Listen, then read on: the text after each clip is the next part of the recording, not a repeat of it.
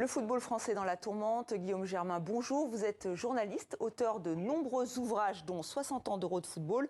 Alors, ces affaires sordides, elles mènent rivalité sportive, argent, dérives mafieuses. Comment vous l'expliquez ? Tout simplement, bonjour. Le football est finalement la vitrine aussi de la société.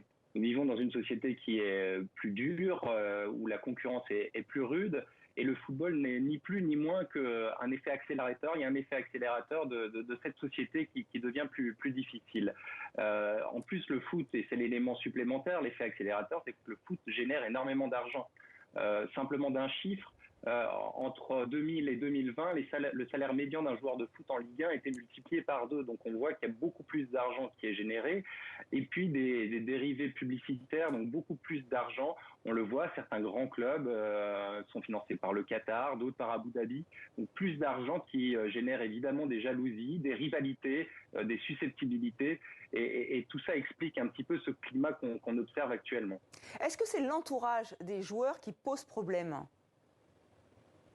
Oui, c'est clairement l'entourage des joueurs qui pose problème. Longtemps, les joueurs faisaient appel à des agents, à des spécialistes, des agents de patrimoine, de gestion de patrimoine. Et ça fonctionnait plutôt bien, malgré quelques dérives. On peut citer, il y a quelques années, Bruno Bellone, par exemple, qui a été escroqué, lui aussi, par un promoteur immobilier qui s'est retrouvé sans argent. Et face à ces dérives, les joueurs ont commencé à s'entourer de leur famille, d'un environnement, ce qu'ils appellent les amis, la famille, pour les protéger.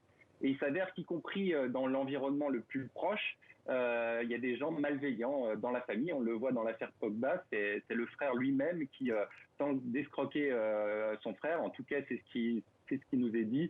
Donc on le voit, c'est l'environnement le plus proche. Et pourtant, les joueurs pensent avoir confiance en eux, pensent que ce sont des personnes dignes de confiance. Et parfois, ça peut se retourner contre eux. Alors, comment lutter contre ce phénomène ? Si vous nous dites qu'ils préfèrent se tourner vers leur famille, est-ce qu'il faut une meilleure éducation au sein des clubs, un meilleur accompagnement ? Oui, clairement, je pense que tout se joue à travers l'éducation. Et l'éducation, c'est dans les centres de formation. Dans les centres de formation, on devrait avoir des formations beaucoup plus poussées autour d'une notion qui est celle du discernement, apprendre à se méfier, à se poser les bonnes questions quant à l'environnement des personnes qui gravitent autour, de comprendre les choses plutôt que de faire tout simplement confiance. Mais on le comprend, l'argent les amène aussi à être un petit peu sur une autre planète, à s'imaginer un peu comme les rois du monde et puis finalement à baisser la vigilance. Et c'est une erreur parce que derrière, évidemment, ça laisse la porte ouverte à plein d'abus. Alors justement, comment faire ? Effectivement, vous l'avez dit, ils gagnent énormément d'argent très vite et ils sont très jeunes. Que peut-on faire ? C'est vraiment à travers la formation. Clairement, dans les centres de formation, il doit y avoir des modules qui doivent être apportés pour travailler à cela. Faire attention, l'accompagnement psychologique à la réussite, parce que c'est de ça dont il s'agit, c'est une réussite financière, mais il faut faire attention à tout le reste.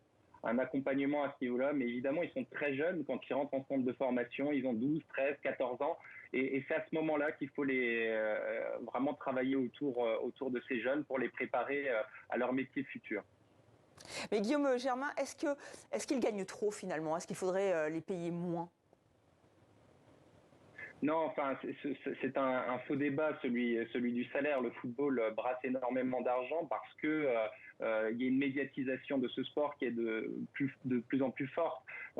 Simplement, là aussi, d'un chiffre, la personne qui est le plus suivie sur les réseaux sociaux, sur Instagram notamment, c'est Ronaldo. Et une simple publication de ce joueur sur les réseaux génère énormément d'argent, énormément de business.